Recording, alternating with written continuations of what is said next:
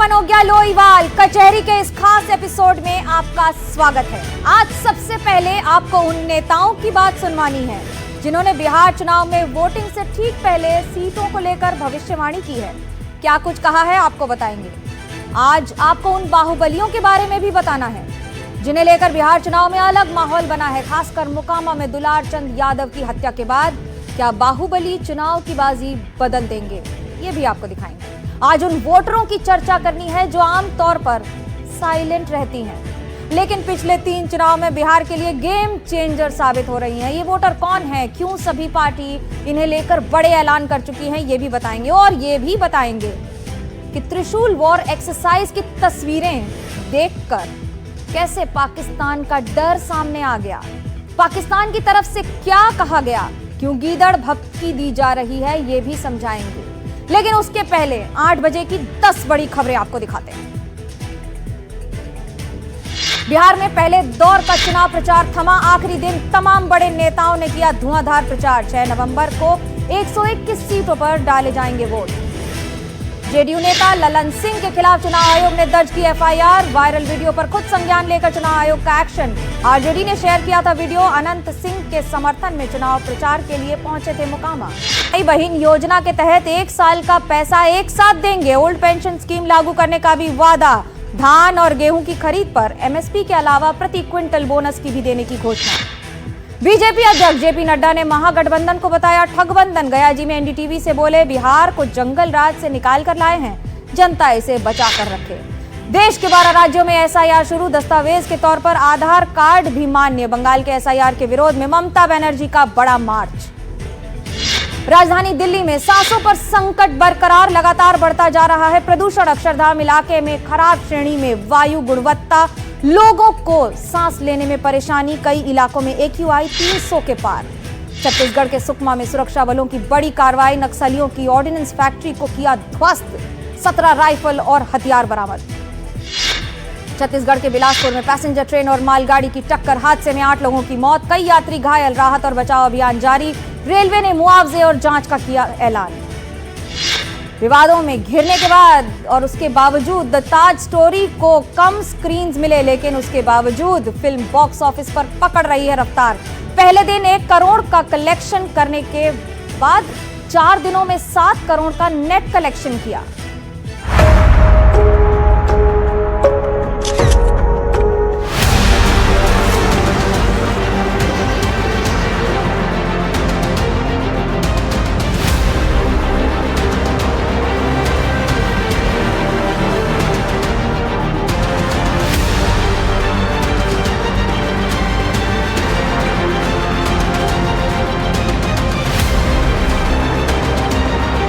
NDA गठबंधन 160 के आसपास सीटें जीत कर आएगा और जो बचा है वो सारा सब में बटेगा। बिहार की जनता ने 20 साल पुरानी जो सरकार चल रही है उसको उखाड़ फेंकने का काम करेगा। अगर मल्ला का बेटा उप मुख्यमंत्री बन सकता तो क्या आदम का बेटा मुख्यमंत्री नहीं बन सकता? हमको जवाब हुआ।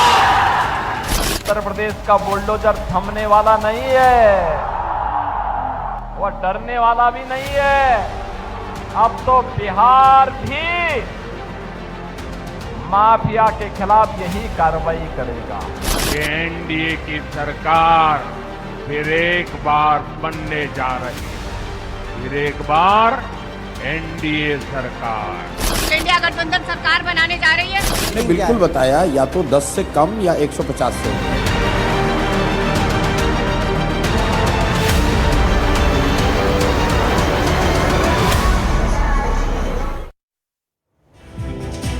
अगले पल क्या हो ये कोई नहीं जानता, लेकिन बिहार चुनाव में क्या होने वाला है, वोटर किसे बिहार का बाजीगर बनाने वाला है, किसे कितनी सीटें मिलने वाली हैं, ये सवाल बिहार की सियासी पिच पर बाउंसर बनकर उछाल मार रहा है। नेताओं के दावों से बिहार की सियासी तपिश इस वक्त आसमान पर है। नेताओं की जुबान से निकलती हर बात, हर दावा अब सिर्फ बयान नहीं बल्कि चुनाव की भविष्यवाणी बन चुका है। मैदान में खड़ा हर महारथी अपनी जीत का डंका बजा रहा है, हर पार्टी अपनी जीत की गारंटी दे रही है। वैसे एक फैक्ट यह है कि चुनावी मौसम में हर नेता भविष्य वक्ता बन जाता है। एक तरफ एनडीए के दिग्गज ताल ठोक रहे हैं, दूसरी ओर महागठबंधन के नेता अपनी सुर में राग अलाप रहे हैं। आज आपको कचहरी में 5 बड़े नेताओं की 5 बड़ी भविष्यवाणियां सुनाएंगे। पांचों नेताओं का ताल्लुक अलग अलग पार्टी से है। कौन कितने सीट जीतने का दावा कर रहा है, बिहार में कचहरी में नेताओं की भविष्यवाणियों को पेश करते हैं।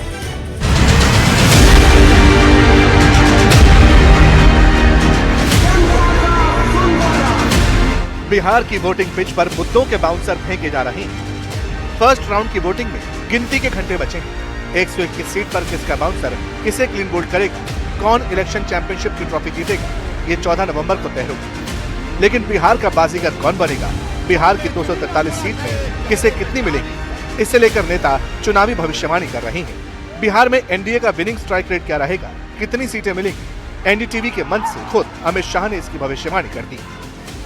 बीजेपी की सीट बाय सीट आकलन करना अभी दूसरे चरण का बहुत कठिन है, परंतु जो ओवरऑल मैक्रो पॉलिटिकल एटमॉस्फेयर बना है, एनडीए गठबंधन 160 के आसपास सीट जीत कर आएगा और जो बचा है वो सारा सब में बटेगा। अमित शाह ताल ठोक रहे हैं कि अब की बार बिहार में एनडीए 161 सीट के साथ सरकार बनाने जा रही है। चुनावी भविष्यवाणी का बीड़ा तो पहली बार बिहार में किस्मत आजमा रही जन स्वराज की पार्टी के मुखिया प्रशांत किशोर ने भी उठाया। प्रशांत किशोर की पार्टी 243 सीटों पर चुनाव लड़ रही है। 40 सीटों पर महिलाओं को उतारा गया है। प्रशांत किशोर अपने चुनावी जश्नों में जन स्वराज को कितनी सीटें मिलती देख रही हैं। पटना में एनडीटीवी के पावर प्ले मंच पर उन्होंने इसका भेद खोला। प्रशांत किशोर को मैंने इतने साल में देखा है, वो भाई बड़ी कॉन्फिडेंस के साथ बोलता है। आप खुद बैटिंग कर रहे हैं, बिल्कुल कॉन्फिडेंस के साथ कह रहा हूं। अर्श की एक सीलिंग होगी, फ्लोर होगा, फर्श होगा। फर्श का क्या फ्लोर है? मैंने बिल्कुल बताया, या तो 10 से कम या 150 से ऊपर। प्रशांत किशोर जीत को लेकर जितने कॉन्फिडेंट दिखते हैं, उनके बयान में उतनी ही कंफ्यूजन भी है। प्रशांत किशोर का दावा है कि 243 में से जन स्वराज को 150 सीट मिलेगी या फिर 10। अब बिहार की चुनावी पिच पर सबसे तगड़ी टक्कर एनडीए बनाम महागठबंधन में दिखाई दे रही है। महागठबंधन के बैनर तले आरजेडी 143 सीटों पर चुनाव लड़ रही है। आरजेडी और महागठबंधन की जीत को लेकर टीम तेजस्वी कितनी कॉन्फिडेंट है, कितनी सीटें मिलने की भविष्यवाणी तेजस्वी की ब्रिगेड कर रही है। मैं सिर्फ इतना कहना चाहता हूँ, मैं ज्योतिष नहीं हूँ और मशीन को मैंने कब्जे में नहीं किया हुआ है, लेकिन पूर्ण बहुमत, स्पष्ट बहुमत और बदलाव का बहुमत हमारे पक्ष में। मनोज झा दावा करते हैं कि बिहार में अब की बार महागठबंधन की सरकार बनेगी, लेकिन सीटें कितनी मिलेगी इसका सस्पेंस नहीं तोड़ते। उधर तेजस्वी यादव चुनावी मंचों से जीत को लेकर जो भविष्यवाणी कर रहे हैं वो भी सुन लीजिए। लोगों का पूरा मूड जो है इस बार बदलाव का है, परिवर्तन का है, और इस बार बिहार की जनता जो है 20 साल पुरानी जो सरकार चल रही है उसको उखाड़ फेंकने का काम करेगी। बिहार की सियासी पिच पर भविष्यवाणी का ज्वार गया से भी उठा। वो गया जिसके बारे में कहा जाता है कि जिसने गया जीत लिया, बिहार जीत लिया। बीजेपी अध्यक्ष जेपी नड्डा गया में थे, प्रचार मैदान में उतरे थे। गया की धरा से जेपी नड्डा ने एनडीए को बिहार में कितनी सीटें मिलने का दावा किया। ये जो जमावड़ा है, ये महागठबंधन, ये महाठगबंधन है, ये महाठगबंधन है और महालठबंधन है। बिहार में क्लियर कट एनडीए की सरकार नीतीश कुमार जी के नेतृत्व में बना रहे हैं। गया से महज 90 किलोमीटर दूर औरंगाबाद में राहुल गांधी की चुनावी सभा थी। चुनावी मुद्दों के ज्वार के बीच राहुल गांधी ने महागठबंधन की जीत का दावा किया। महागठबंधन को कितनी सीट मिलेंगी इसकी थ्योरी बिहार को बता। भाइयों और बहनों, महागठबंधन यहाँ जीतेगा। महागठबंधन की सरकार किसी एक जात की, किसी एक धर्म की सरकार नहीं होगी। इस सरकार में पूरे बिहार की आवाज सुनाई देगी। बिहार नेताओं की हर प्रेडिक्शन को नोटिस कर रहा है। अब किस सियासी दल के किस नेता की भविष्यवाणी कितनी सटीक होगी, कौन कितना बड़ा पॉलिटिकल पंडित होगा, इसका पता 14 नवंबर को चुनाव नतीजों के साथ पता चलेगा। 14 नवंबर को यह भी पता चलेगा कि बिहार में डी फैक्टर यानी दबंग फैक्टर या फिर कहें तो बाहुबली फैक्टर कितना प्रभावी रहा, क्योंकि अभी बिहार में जो हालात हैं उससे ये अंदाजा तो लगाया जा सकता है कि इस बार बिहार के बाहुबली नतीजों को प्रभावित कर सकते हैं।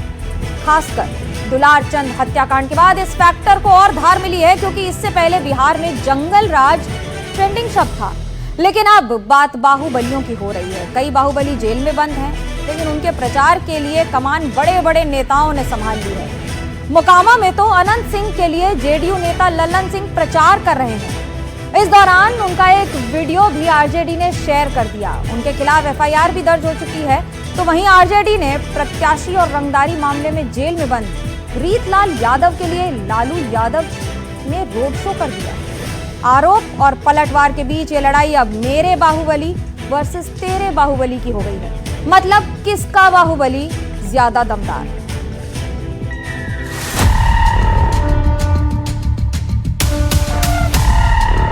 अनंत सिंह जिनको उम्मीदवार थे हम लोग के एनडीए के जनता दल यू के उम्मीदवार थे, उनका नाम एफआईआर में आया। उन्होंने कानून का सम्मान किया।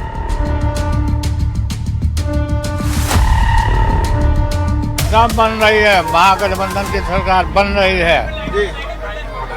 दानापुर चारों तरफ दियारा से लेकर दानापुर सब फैला।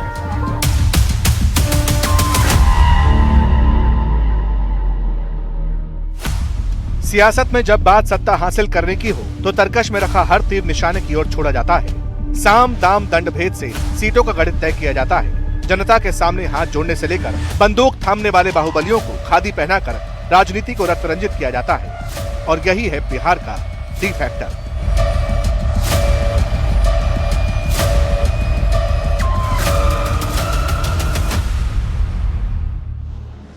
जिस बिहार विधानसभा चुनाव में पहले जंगल राज का शोर सुनाई देता था, अब उसी बिहार की जमीन पर तेरा बाहुबली वर्सेस मेरा बाहुबली की लड़ाई छिड़ चुकी है।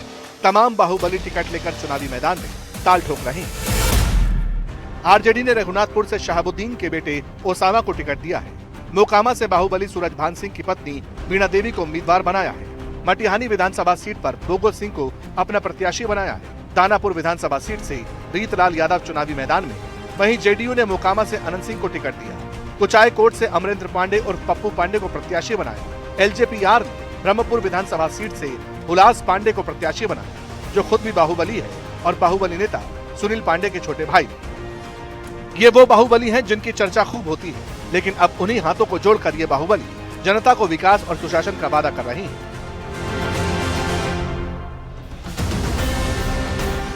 अब सवाल है कि क्या बिहार में बाहुबलियों के दम पर सरकार बनेगी?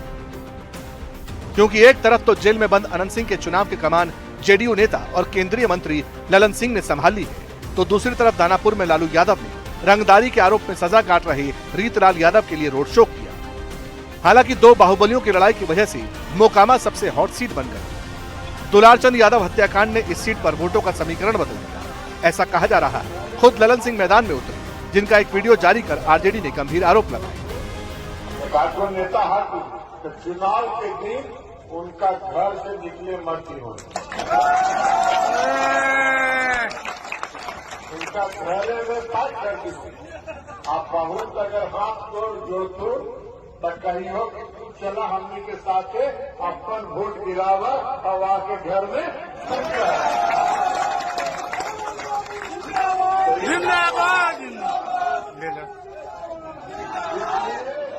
इसलिए आज से सब लोग कमान संभाल लें और कमान संभाल के चुनाव में अब समय है।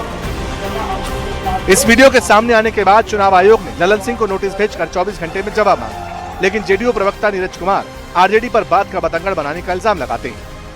नाम नहीं लिया, कौन वो नेता है, अगर वोट देने जाए तो उनके साथ आप उनको वोट दिलवा करके नजरबंद कर दीजिएगा। तो लोकतंत्र के अधिकार का हनन भी नहीं किया। चुनाव आयोग का सीधा निर्देश है कि कोई शारीरिक रूप से अस्वस्थ हो, मानसिक रूप से अस्वस्थ व्यक्ति हो, वह चुनाव में वोट डालने जाएगा तो प्रिजाइडिंग पार्टी उसको अनुमति देगा। तो अब राष्ट्रीय जनता दल ऐसे सवाल पर बात का बतंगड़ बना रहा है। एक तरफ मोकामा में बाहुबलियों को लेकर सियासत गरमाई, आरजेडी आरोप लगाती है, तो वहीं दूसरी तरफ रंगदारी के इल्जाम में जेल में बंद रीतलाल यादव के समर्थन में लालू यादव के रोड शो पर भी सवाल उठे। इस बात की चिंता हम लोगों को रही है उनकी उम्र को देखते हुए हम लोग इस बात का मुद्दा नहीं बनाना चाहते हैं, पर ये चिंता का विषय ज़रूर रहा है। देखिए, कानून सबके लिए एक बराबर है और एक बराबर होना भी चाहिए। आपने स्वास्थ्य की चिंताओं को जाहिर करते हुए आप बाहर हैं, ऐसे में कभी आप परिवार के साथ घूमने निकल जाते हैं, कुछ तस्वीरें आपकी खेलते कूदते दिख जाती है लोगों के साथ, प्रचार में आप जा रहे हैं, नामांकन में आप जा रहे हैं, दूसरों के यहाँ भोज निमंत्रण में आप जा रहे हैं। तो ऐसे में अगर आप ये सारे कार्य कर पा रहे हैं, देखिए मैं कतई, उनकी उम्र है और उम्र की वजह से यकीनन तकलीफ़ें होंगी, पर ऐसे में जिस विषय को आपने आधार बनाया, कानून की धाराओं का दुरुपयोग करना भी अपने में एक अपराध है। अगर कानून की कुछ धाराओं का आपको लाभ मिल रहा है तो उसका नाजायज़ इस्तेमाल मुझे लगता है नहीं करना चाहिए, पर वो खुद जानकार हैं, अनुभवी हैं, वो सारी चीज़ों को समझते हैं। लालू जी बीमार है बेचारे, कहाँ बोल रहे हैं? बोल रहे हैं भाई, बहुत बीमार है, बहुत परेशान है, पता नहीं कैसे आ गए वहाँ, और उसके लिए जो एक बड़ा अपराधी है कैसे आगे मुझे नहीं मालूम। और बिहार में सिर्फ कि दानापुर में आया अभी तक, कल तो चुनाव प्रचार बंद हो गया। विधानसभा ये समझ में नहीं आती। केंद्रीय मंत्री गिरिराज सिंह ने भी लालू यादव पर कानून का दुरुपयोग करने का आरोप लगाया।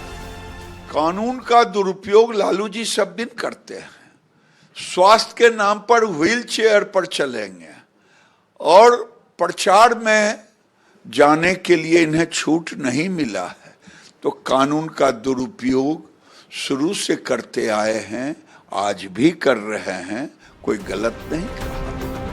अब बाहुबलियों को लेकर लगे आरोपों की छड़ी के बीच एक आंकड़ा ये भी है। एडीआर की रिपोर्ट के मुताबिक 47% उम्मीदवारों पर आपराधिक केस और इनमें से 27% पर हत्या, रंगदारी या धमकी जैसे गंभीर मामले दर्ज हैं। आंकड़े बताते हैं कि जेडीयू और आरजेडी दोनों ने ही बाहुबलियों या फिर उनके परिवार वालों पर भरोसा जताया है। आरजेडी ने 9, जेडीयू ने 7, बीजेपी ने 4 और एलजेपीआर ने 2 ऐसे उम्मीदवारों को टिकट दिया है जिनका नाम किसी न किसी बाहुबली विरासत से जुड़ा। बाहुबलियों के बल का इस्तेमाल कर सत्ता हासिल करने को लेकर मची इस होड़ के बीच सवाल है कि आखिर किसके पाले में डी फैक्टर यानी दबंग फैक्टर का असर दिखेगा। किस पार्टी को बाहुबलियों को टिकट देने को लेकर नुकसान होगा और कौन मेरा बाहुबली वर्सेस तेरा बाहुबली की लड़ाई में बीच साबित होगा, ये तो चुनाव नतीजों में ही पता चलेगा।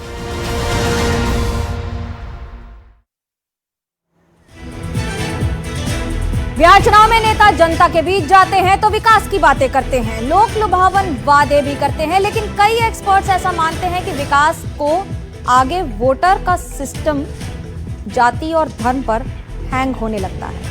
जैसे कि धर्म जाति के नाम पर बयान गूंजते हैं, वोटर हो या सपोर्टर सब अपनी अपनी लाइन में दिखने लगते हैं। अब असदुद्दीन ओवैसी को ही ले लीजिए, उनकी पार्टी AIMIM 30 से ज्यादा सीटों पर चुनाव लड़ रही है। ओवैसी बिहार में लगातार चुनाव प्रचार कर रहे हैं और उन इलाकों में जा रहे हैं जहां उन्हें अपना वोट बैंक सबसे ज्यादा मजबूत दिखाई देता है। लेकिन ध्यान देने वाली बात यह है कि जिस वोट बैंक को ओवैसी साध रहे हैं उसे लेकर तेजस्वी यादव सुपर कॉन्फिडेंट हैं, रहते भी हैं। सवाल यही है कि क्या पिछली बार की तरह इस बार भी असदुद्दीन ओवैसी बिहार का किला भेदने में कामयाब रहेंगे? क्या 80-20 की सियासत से पहले फेज की वोटिंग पर असर पड़ेगा? क्या 121 सीटों का समीकरण बदल जाएगा? इस मुद्दे पर हमने कचहरी लगाई है, आपको जरूर देखनी चाहिए।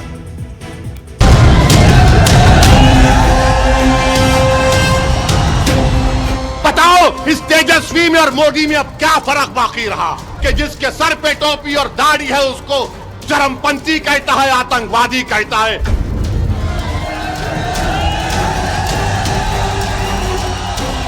इलेक्शन आता जाता रहेगा, मगर याद रखो अगर तुम सांप को दूध पिलाओगे, ये सांप इजहार असवी को डस चुका है, कहीं ये कोचा दामन और सीमांचल की जनता को ना डसे। यही महागठबंधन आज जो आरजेडी कांग्रेस के रूप में आपके बीच में आया है, ये वही है जिसने बिहार को जंगल राज में बदला था।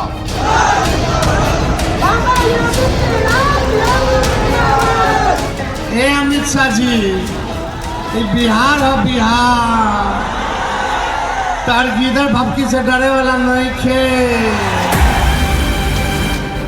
एक बिहारी सब पर भारी। लालू जी का ही जंगल राज, राबड़ी देवी का ही जंगल राज, कपड़े बदलकर, चेहरे बदलकर, भेष बदलकर फिर से आने। अब की बार बिहार का मुसलमान किधर जाएगा? ये मामला वक्त की जायदादों को बचाने का है, ये मामला हमारी मजहबी शराफ को बचाने का है, ये मामला हमारी मस्जिदों को बचाने का है।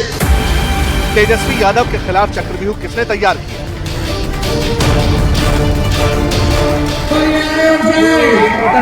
पार्टी से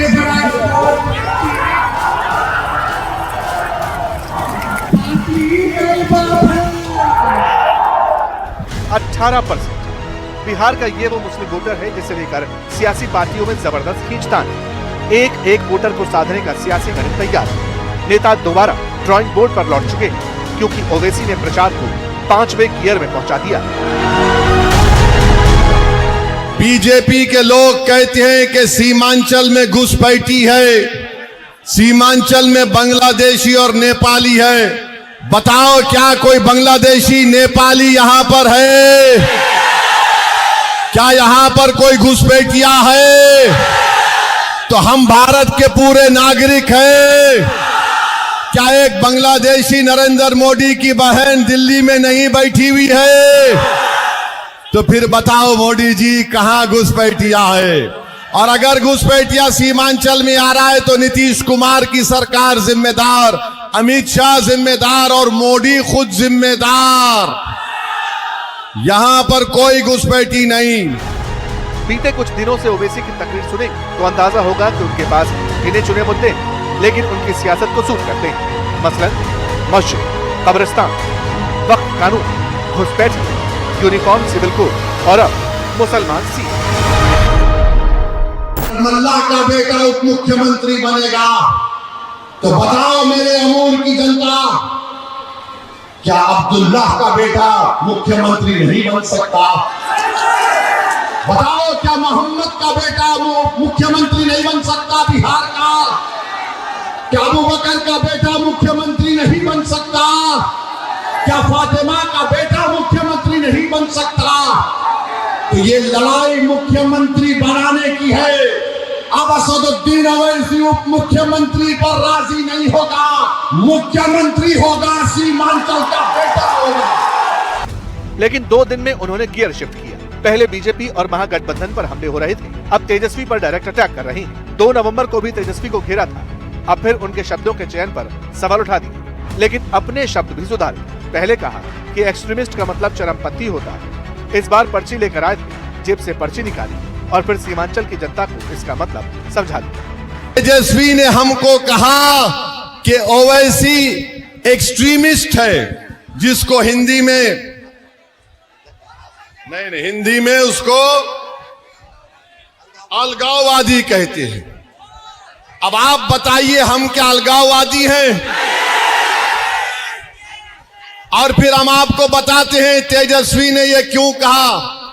तेजस्वी ने इसलिए कहा कि हमारे चेहरे पर दाढ़ी है, सर पे टोपी है। तेजस्वी ने हमको ये क्यों कहा? क्योंकि आप और हम सब मिलके मस्जिद को अल्लाह का घर मानते हैं। तेजस्वी ने हमको इसलिए कहा क्योंकि हम अल्लाह के आगे सजदा करते, इन जालिमों के सामने सजदा नहीं करते। तेजस्वी ने हमको अलगाववादी इसलिए कहा क्योंकि हम उसके बाप के सामने झुकते नहीं, उसके बाप से लड़कर हक हासिल करेंगे सीमांचल का। ओवैसी साहब अच्छी तरह जानते हैं कि बिहार में महागठबंधन का कोर वोटर मुसलमान और यादव यानी एम बाई समीकरण। लेकिन ये बात भी सही है कि सिर्फ मुस्लिम वोटरों की बदौलत यानी उनकी गोलबंदी से सीटें नहीं जीती जाती। दरअसल बिहार के 7 जिलों में करीब 20% आबादी मुस्लिम मतदाताओं की है। अब 2020 के चुनाव नतीजों पर गौर करें तो 51 मुस्लिम बहुल आबादी वाली सीटों में बीजेपी को 23 सीट मिली थी, जेडीयू को 10 और एआईएमआईएम 5 सीट पर जीत हासिल की। कांग्रेस को 5 सीटों से संतोष करना पड़ा था, वहीं आरजेडी के पास 4 गईं, सीपीआई एमएल को 2 मिली और वीआईपी के खाते में भी इतनी ही सीटें आई। इसका मतलब यह है कि ओवैसी की एंट्री से न सिर्फ चुनाव बदला बल्कि महागठबंधन का वोटर भी डिवाइड हुआ। इस बार भी ओवैसी ताकत आजमा रहे हैं। करंट और अंडर करंट की लड़ाई में तेजस्वी पर गिन गिन कर हमले हो रहे हैं, क्योंकि अगर तेजस्वी का वोट छिटकेगा, मुस्लिम वोट बटेगा, तो ओवैसी मजबूत हो या ना हो, एनडीए को फायदा जरूर मिलेगा। हमारी मार बहनें सर पर दुपट्टा रखती है या हिजाब पहनती है तो तेजस्वी के नजर में सब के सब एक्सट्रीमिस्ट अलगाववादी है। अरे बताओ तेजस्वी, अगर एक जमीन व आसमान के खालिक की इबादत करना अगर अलगाववाद है क्या आप तमाम लोग रसूल अल्लाह सल्लल्लाहु अलैहि वसल्लम के उम्मती और गुलामों के गुलाम हैं? क्या आप रहमतुल आलमीन को अपना आका मानते हैं? तो ये तेजस्वी हम सबको कह रहा है कि अलगाववादी है। तो ये आपको पैगाम दे रहा हूं कि तेजस्वी और मोदी को, अमित शाह को और नीतीश कुमार को आपको जवाब देना है। लेकिन ओवैसी साहब बार बार ये भी कहते हैं कि वो किसी की टीम नहीं बल्कि अपनी जमीन तैयार करते हैं और पिछले बार के चुनाव नतीजे इसके गवाह भी। बहरहाल जिस सीमांचल में बैरिस्टर ओवैसी घूम घूम कर रैलियां कर रही हैं, उसमें अररिया, किशनगंज, पूर्णिया और कटिहार जिले शामिल हैं, जिसमें किशनगंज में 68%, कटिहार में 44%, अररिया में 43% और पूर्णिया में 38% मुसलमान। वहीं दरभंगा जिले में 22% मुसलमान, पश्चिमी चंपारण और सीतामढ़ी में भी 22% मुस्लिम वोटर, जबकि पूर्वी चंपारण में 19% वोटर मुसलमान। इसके अलावा सीवान, भागलपुर, सुपौल और मधुबनी में 18% मुस्लिम वोटर। और नोट करने वाली बात यह है कि दरभंगा और सीवान को छोड़कर पहले फेज में इनमें से किसी में वोटिंग नहीं। जहां है वहां बीजेपी धुआंधार प्रचार करती है। दरभंगा में योगी आदित्यनाथ का रोड शो थी, तो वहीं अमित शाह ने पब्लिक मीटिंग को एड्रेस किया। महागठबंधन पर तीखे हमले किए। जंगल राज फिर से लाना चाहते हो क्या? अरे जोर से बोलो जरा, लाना चाहते हो? भाइयों बहनों, लालू जी का ही जंगल राज, राबड़ी देवी का ही जंगल राज, कपड़े बदलकर, चेहरे बदलकर, भेष बदलकर फिर से आने वाला। अगर 6 तारीख को गलती किया, 6 तारीख को गलती किया तो फिर से 11 तारीख को गलती किया तो फिर से अपहरण, फिरौती, खून और जंगल राज फिर से आएगा। अब ये तो क्लियर है कि बीजेपी और जेडीयू सीधे सीधे कांग्रेस और आरजेडी को टारगेट करती है। जहां तक ओवैसी की बात है तो उन पर हमले कम होते दिखाई पड़ते हैं, लेकिन ओवैसी सीधा तेजस्वी को टारगेट करते हैं। तो क्या तेजस्वी के खिलाफ सियासी चक्रव्यूह तैयार है?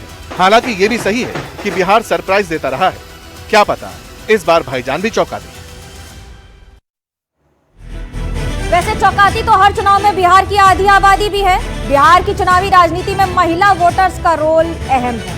बिहार में महिला मतदान प्रतिशत लगातार पुरुषों से ज्यादा रहा है। 2010 में पहली बार ये ट्रेंड दिखा और तब से महिलाओं ने पुरुषों को मतदान में पीछे छोड़ दिया है। इसका सीधा मतलब है कि महिलाएं पुरुषों के मुकाबले ज्यादा जागरूक और निर्णायक हैं। यही वजह है कि बिहार में हर पार्टी का फोकस महिला वोटर्स पर है। नेता अच्छे से जानते हैं कि आधी आबादी को साधे बिना बिहार जीत का सपना पूरा नहीं हो सकता। महिला वोटर्स को साधने की कैसी होड़ बिहार चुनाव में दिख रही है। साइलेंट वोट कैसे सत्ता के समीकरण बदल सकता है। कचहरी में अगली पेशी देखिए, सब समझ आ जाएगा।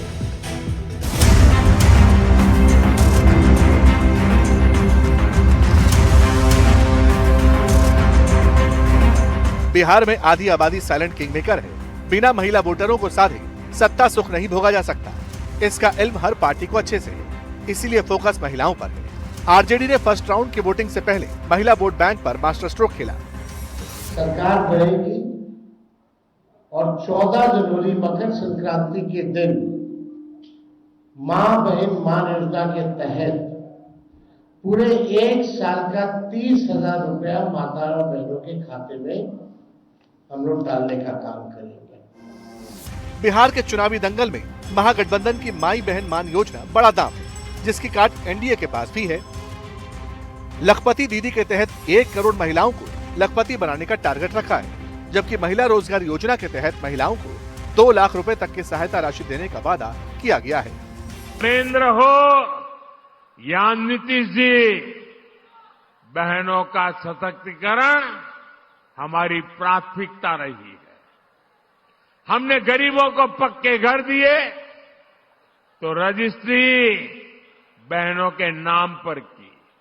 हमने नल दिया, हमने मुफ्त गैस कनेक्शन दिया, मुफ्त अनाज दिया, ताकि बहनों की परेशानी कम हो। साथियों, अभी यहां नीतीश जी की सरकार ने बहनों के स्वरोजगार के लिए बहुत बड़ी योजना चलाई है। 1,30,00,000 बहनों के खाते में, हर एक के खाते में 10-10 हजार रुपया पहुंच चुके हैं।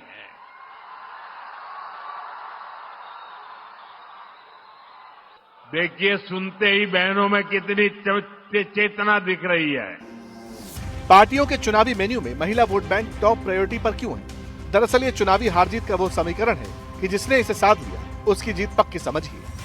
बिहार में कुल 7,43,00,000 वोटर हैं। इनमें 3,92,00,000 पुरुष वोटर हैं और 3,50,00,000 महिला वोटर। यानी बिहार में 47.10% वोटर महिला है। वोटिंग परसेंट में आधी आबादी अव्वल है। बीते 3 चुनाव में बिहार में महिलाओं का वोट परसेंट पुरुषों से ज्यादा रहा। 2010 में पुरुष वोटर्स का वोटिंग परसेंट 51.11% रहा, जबकि महिलाओं का 54.44%। 2015 के बिहार विधानसभा चुनाव में पुरुषों का वोटिंग परसेंट 53.32% था, जबकि महिलाओं का 60% से ज्यादा। वोटिंग में पुरुषों की हिस्सेदारी 54.45% रही, जबकि महिला वोट करीब 59.69% रहे। आंकड़े बताते हैं कि बिहार में वोटिंग में महिलाओं की भागीदारी लगातार बढ़ी। वो हर चुनाव में पुरुषों से ज्यादा वोट डालती रही। आधी आबादी के इसी साइलेंट वोट पर बिहार में सियासत के तेवर सुर्ख हैं। एक कड़वा सच ये भी है कि जिस आधी आबादी पर पूरी सत्ता टिकी है, उन्हें टिकट देने में पार्टियों ने कंजूसी बरती। 101 सीट पर लड़ रही जेडीयू ने इस बार सिर्फ 13 महिला उम्मीदवारों को टिकट दिया, जबकि 2020 में ये संख्या 22 थी। 101 सीट पर लड़ रही बीजेपी ने इस बार 13 महिलाओं को टिकट दिया। 2020 में भी ये संख्या इतनी ही थी। 143 सीट पर लड़ रही आरजेडी ने 23 महिलाओं को टिकट दिया। 2020 में ये संख्या 16 थी। 61 सीट पर लड़ रही कांग्रेस ने मात्र 5 महिलाओं को टिकट दिया। 2020 में ये संख्या 7 थी। एक और बात, बिहार की 243 सीटों में से 167 विधानसभा क्षेत्रों में महिला वोटरों का दबदबा है, इसलिए राजनीति की धुरी उनके ही इर्द गिर्द घूम रही है। 2005 से बिहार की सत्ता चला रहे नीतीश कुमार महिला वोटरों के सहारे ही राज कर रहे हैं। नीतीश भले ही गठबंधन बदलते रहे, लेकिन जिसके साथ रहे महिलाओं ने उसी को वोट दिया और नीतीश सत्ता का केंद्र रहे। 2020 के विधानसभा चुनाव में नीतीश एनडीए में थे, तब 38% महिलाओं ने एनडीए को, जबकि 37% महिलाओं ने महागठबंधन को वोट दिया। नीतीश की सत्ता बरकरार रही। 2015 में नीतीश महागठबंधन के साथ थे। 33% महिलाओं ने एनडीए को, जबकि 42% ने महागठबंधन को वोट दिया था। नीतीश सत्ता में बने रहे। अब इसके लिए नीतीश ने जतन भी कम नहीं की। साल दर साल महिलाओं को लेकर योजनाएं लॉन्च करते रहे। साल 2006-2007 स्थानीय निकाय चुनाव में महिलाओं के लिए 50% आरक्षण लागू किया। 2006-2007 में ही 9वीं तक की छात्राओं को साइकिल के लिए आर्थिक मदद दी। 2007 से ग्रामीण महिलाओं के लिए जीविका दीदी कार्यक्रम शुरू किया। 2016 में महिलाओं को सरकारी नौकरी में 35% आरक्षण का ऐलान किया। लेकिन सबसे असरदार रही 2016 से लागू शराबबंदी की योजना, जिसने साइलेंट महिला वोटरों को नीतीश के लिए करीब करीब परमानेंट वोटर बना दिया। क्षेत्र में महिलाओं को सशक्त करने के लिए स्कूल नहीं जा पाती थी। 5वीं क्लास के बाद लड़कियां, माता पिता गरीबी के कारण अपनी बेटियों के लिए उस ढंग का वस्त्र का इंतजाम नहीं कर पाते थे। बेटियों को मिडिल स्कूल में नहीं भेज पाते थे। और जब हम लोगों ने पोशाक योजना की शुरुआत की, क्या दृश्य बदला, भूलिएगा मत इन चीजों को। क्या दृश्य बदला, गांव का दृश्य बदला। और लड़कियों की संख्या मिडिल स्कूल में कितनी बढ़ गई। और उसी समय हमने सोचा कि सिर्फ मिडिल स्कूल तक क्यों पढ़ाएंगे, हाई स्कूल तक क्यों नहीं पढ़ाएंगे, मैट्रिक तक क्यों नहीं पढ़ाएंगे। और उसके बाद जो साइकिल योजना की शुरुआत की, कहां लड़की साइकिल चलाती थी? राजधानी पटना में नहीं चलाती थी, मुजफ्फरपुर सीतामढ़ी में नहीं चलाती थी, शिवहर में नहीं चलाती थी, कहीं नहीं। और अब कितने बड़े पैमाने पर लड़कियां साइकिल चलाकर स्कूल जाने लगी। पूरा समाज का वातावरण बदल गया, लोगों का सोच बदला, कितनी जागृति आई लड़कियों, कितना उत्साह उनके मन में आया। नीतीश की सत्ता के पाए को मोदी सरकार की अलग अलग बेनिफिट स्कीम्स ने भी कम मजबूत नहीं किया। मेरी माताओं बहनों, हमारे यहाँ महिलाओं के नाम पर संपत्ति होने की परंपरा भी नहीं रही है। घर हो तो पुरुष के नाम पर, दुकान हो पुरुष के नाम पर, जमीन हो दुकान के नाम, पुरुष के नाम पर, गाड़ी हो पुरुष के नाम पर, स्कूटर हो पुरुष के नाम पर, सब कुछ पुरुषों के ही नाम होता था। लेकिन जब मैंने पीएम आवास योजना शुरू की तो उसमें ये नियम बनाया कि पीएम आवास के घरों की मालकिन मेरी माताएं, बहनें, बेटियां भी होगी। आज बिहार में 50 लाख से ज्यादा पीएम आवास बने हैं। मतलब साफ है, महिलाओं का एक मुश्त वोट जिस खाते में जाएगा, बिहार की चुनावी बाजी वही जीतेगा। महागठबंधन हो या फिर एनडीए, हर कोई आधी आबादी की अहमियत को अच्छे से समझता है। इसीलिए फोकस महिला वोटर्स को अपने पाले में लाकर जीत का परचम लहराने पर है।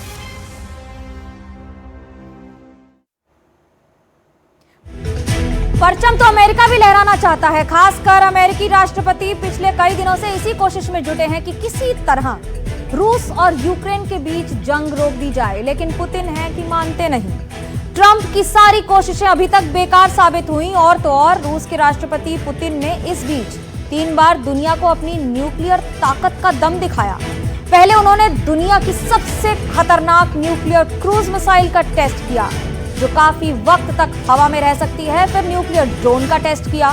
इसके साथ साथ न्यूक्लियर कमांड वाली एक्सरसाइज को अंजाम दिया। मतलब यह कि रूस दुनिया को यह दिखाना चाहता है कि चाहे युद्ध कितना भी लंबा खींचे, उसके पास इसे एक झटके में खत्म करने का ऑप्शन मौजूद है।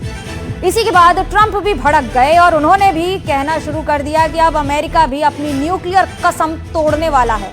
वो कसम जो 33 साल पहले खाई थी, जिसमें परमाणु हथियारों का लाइव परीक्षण नहीं करने की बात थी। लेकिन अब ट्रंप बार बार कह रहे हैं कि वो एटमी हथियारों का टेस्ट करेंगे।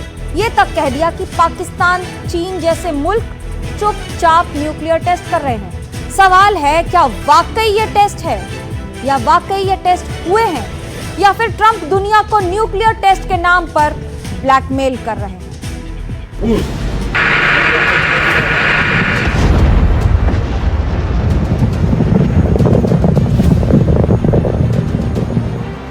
क्या ट्रंप अब किसी की नहीं सुनेंगे? क्या अमेरिका दुनिया को परमाणु युद्ध में झोंकना चाहता है?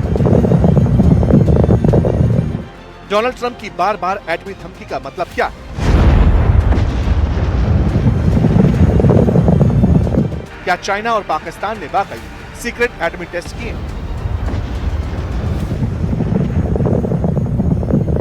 इन सवालों के पीछे अमेरिकी राष्ट्रपति डोनाल्ड ट्रंप के वो बयान जो बीते 2-3 दिनों से दुनिया की हेडलाइन बनते जा रही हैं। यूरोप से लेकर एशिया तक में हड़कंप मचा रही हैं। It had to do with others. They seem to all be nuclear testing. We have more nuclear weapons than anybody. We don't do testing. We've halted it many years ago. But with others doing testing, I think it's appropriate that we do also. 30 अक्टूबर का यही वो बयान था जिसके बाद Trump ने एक बार नहीं कई बार अमेरिका के एटमी हथियारों को टेस्ट करने वाले बयान को रिपीट किया। लेकिन बात सिर्फ इतनी बार होती तो समझ आता। चूंकि बात चीन और पाकिस्तान तक निकल गई, रशिया और नॉर्थ कोरिया तक पहुंच गई। ये तक कहा गया कि हमारे पास इतने एटमी हथियार हैं जिससे 150 से ज्यादा बार धरती खत्म हो जाएगी। इसीलिए एटमी परीक्षण का शोर काफी गूंजने लगा। Especially on the nuclear strikes, nuclear tests that you were talking about.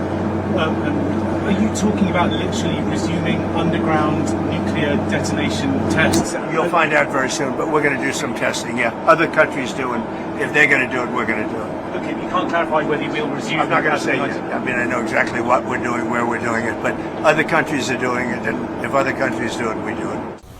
यानी अमेरिकी राष्ट्रपति मन बना चुके हैं। वो एक बार फिर दुनिया को एटमी ताकत दिखाना चाहते हैं। पिछली बार 1992 में अमेरिका ने आखिरी बार परमाणु परीक्षण किया था। उस एटमी टेस्ट का नाम डिवाइडर था। उसके बाद 3 टेस्ट रद्द हो गए। दरअसल सेकेंड वर्ल्ड वॉर के बाद 16 जुलाई 1945 को न्यू मैक्सिको में पहला एटमी टेस्ट ट्रिनिटी हुआ। उसके बाद अमेरिका ने 1992 तक कुल 1054 परमाणु टेस्ट कर डाले। इनमें से 215 टेस्ट हवा या पानी में हुए, जबकि बाकी अंडरग्राउंड रहे। लेकिन अब ट्रंप फिर से एटमी टेस्ट की रट लगाने लग गए। But we have more than anybody. But I see them testing. I say, well, if they're going to test, I guess we have to test. I'd like to see a denuclearization because we have so many, and Russia has so Russia's second and China's third, and China will catch up within 4 or 5 years. I think de-escalation would be, they would call it denuclearization, would be a tremendous thing, and it's something we are actually talking to Russia about that, and China would be added to that if we do something. यानी Trump लगातार Russia और China का जिक्र करते हैं। जब एक interview देने बैठे तो खुले तौर पर कहने लगे कि चीन और पाकिस्तान तो चुपचाप एटमी टेस्ट कर चुके। उन्होंने जमीन हिलने की भी बात कही और 2 दिन पहले अफगानिस्तान की जमीन हिली भी थी। तो सवाल है कि क्या वाकई पाकिस्तान ने परमाणु परीक्षण किए? अब इसे लेकर पाकिस्तान की तरफ से क्या कहा गया सुनिए। पाकिस्तान ने कहा, हम परमाणु टेस्ट फिर से शुरू करने वाले पहले देश नहीं बने। वहीं चीन ने भी ट्रंप के दावों से इनकार कर कहा गया, चीन यूएन सिक्योरिटी काउंसिल का परमानेंट मेंबर होने के नाते एक जिम्मेदार न्यूक्लियर स्टेट, चीन ने हमेशा शांति के रास्ते पर चलने की वकालत की। चीन ने परमाणु हथियारों के पहले इस्तेमाल नहीं करने की पॉलिसी को अपनाया हुआ है। चीन के परमाणु हथियार सिर्फ सेल्फ डिफेंस के लिए और न्यूक्लियर टेस्ट सस्पेंड करने के वादे को मानता है। 为了贯彻落实党的20届四中全会精神，扩大高水平对外开放，持续便利中外人员往来，中方决定将对法国等国的免签政策延长至2026年12月31日。 ट्रंप के बयान को लेकर जिस लाइन पर जवाब होने चाहिए, चीन ने तो वही किया। लेकिन ये समझना भी जरूरी है कि चीन हो या फिर अमेरिका या फिर रशिया, सबके पास परमाणु हथियार तो हैं। लेकिन जहां तक परीक्षण का सवाल है, तो अमेरिका दुनिया का सबसे ज्यादा परमाणु टेस्ट करने वाला देश है। इसके बाद रूस ने 715, ब्रिटेन ने 45 टेस्ट किए। 1992 के बाद अमेरिका ने खुद ही फैसला किया कि वो परमाणु टेस्ट नहीं करेगा। इसके बजाय अमेरिका ने कंप्यूटर सिमुलेशन और सब क्रिटिकल टेस्ट यानी बिना विस्फोट किए हथियारों की जांच की। हालांकि अब जिस तरह से पाकिस्तान के सीक्रेट टेस्ट की बात सामने आई, उसने भारत के अलर्टनेस लेवल को भी बढ़ा दिया है। देखिए, ऐसे जब परीक्षण होता है या आप अंडरग्राउंड करिए, अंडर वाटर करिए, जो भी करिए, जो अर्थक्वेक के धमाके आते हैं, और ये अर्थक्वेक के धमाके, इनके बारे में और भी बताऊंगा मैं आपको।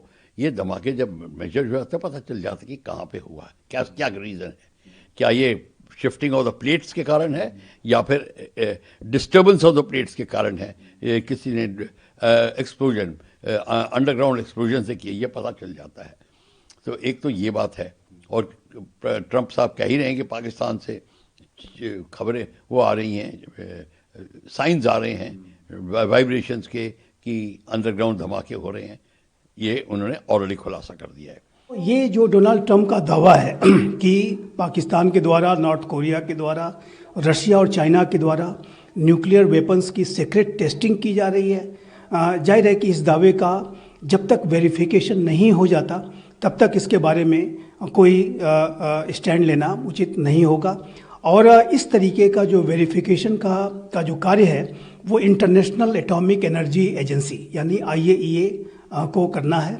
और चूँकि अमेरिका के राष्ट्रपति के द्वारा ये दावा किया गया है, जो कि एक बेहद सिग्निफिकेंट पोजीशन है, तो ऐसे में IAEA को इसका संज्ञान लेते हुए इसका वेरिफिकेशन करना चाहिए। तो कुल मिलाकर इतना जरूर है कि बिना चिंगारी धुआं नहीं उठता। और अगर ट्रंप कह रहे हैं कि पाकिस्तान ने टेस्ट किया है, रशिया और चीन भी कर रहे हैं, इसलिए अमेरिका भी टेस्ट करेगा, तो इसका मतलब यही है कि कुछ ना कुछ तो हुआ है। अब सवाल यही है कि अमेरिका की धरती कब हिलती है। जिस तरह आज के दौर में परमाणु परीक्षण छिपकर नहीं किया जा सकता, वैसे ही भारतीय सेना से बचना भी मुश्किल है, क्योंकि इंडियन आर्मी की बॉर्डर पर जो तैयारी चल रही है, सबसे बड़ा युद्धाभ्यास त्रिशूल हो रहा है, उससे बॉर्डर पार भी दहशत है।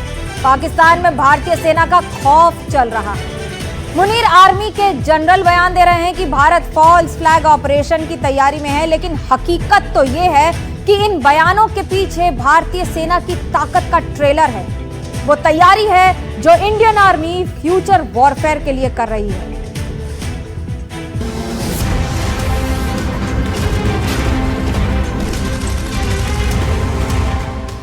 ये तस्वीरें हैं भारतीय सेना के शौर्य की।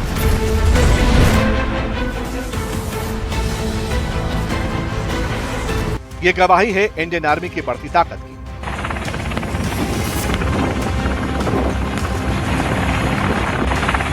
ये तैयारी है दुश्मनों को धूल चटाने की।